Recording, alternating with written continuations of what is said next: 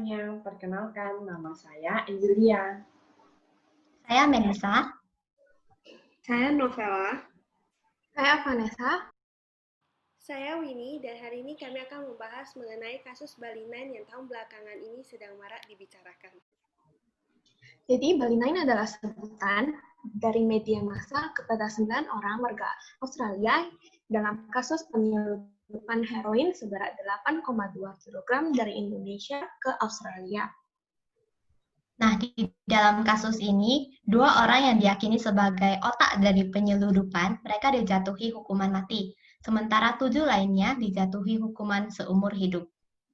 Alasan mengapa kasus ini banyak dibicarakan adalah karena mereka merupakan warga negara Australia, namun dijatuhi hukuman di Indonesia.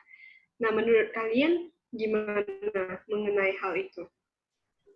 Kalau menurut aku sih wajar-wajar aja sih, soalnya kan mereka melakukan kejahatannya di Indonesia. Jadi ya mereka harus diadili secara hukum Indonesia. Wah, kalau aku malah merasa tidak wajar. Karena pertama mereka orang Australia, kedua di Australia malah nggak ada hukuman mati. Menurut saya pribadi sih, saya setuju mereka diberi hukuman mati. Karena seharusnya sebelum mereka melakukan kejahatan, apalagi di negara orang, mereka harus tahu terlebih dahulu peraturan yang diterapkan di negara tersebut. Sedangkan peraturan Indonesia sangat ketat akan kasus narkoba ini. Kalau aku sih lebih setuju sama Angelia ya, karena menurut aku hukuman mati itu tidak manusiawi. Kalau aku sih malah merasa kalau kasus narkoba itu harusnya dihukum mati sih.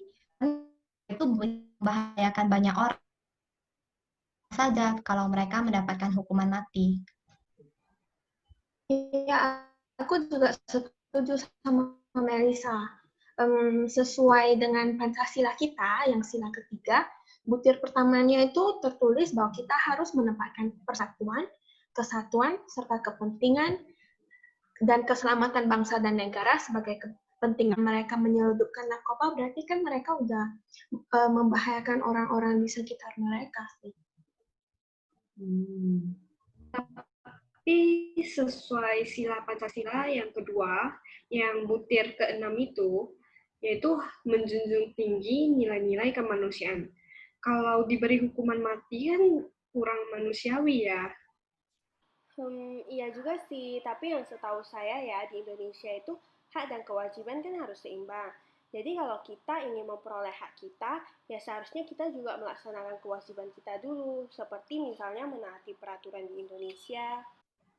Tapi yang saya tahu sendiri pihak Indonesia, pihak Australia maksudnya pernah mendekati Presiden Jokowi untuk membatalkan eksekusi ini, namun ditolak. Apa hal ini nggak bisa mempengaruhi hubungan diplomatik kita? Karena soal hubungan diplomatik, memang sih Indonesia dan Australia itu negara tetangga. Tapi menurut saya, hukum itu ya hukum. Bukan karena teman, hukum itu bisa dilanggar sih. Jadi menurut aku, tindakan dari Presiden Jokowi sih. Jadi juga tahu bahwa Indonesia itu tidak main-main dengan kasus narkoba. Ya, sebenarnya sih dari kasus ini kita nggak bisa bilang ya mana yang benar dan mana yang salah. Cuma yang bisa kita ambil dari kasus ini sih, seperti di mana bumi dipijak, ya di situ sih di langit dijunjung. Ya, benar.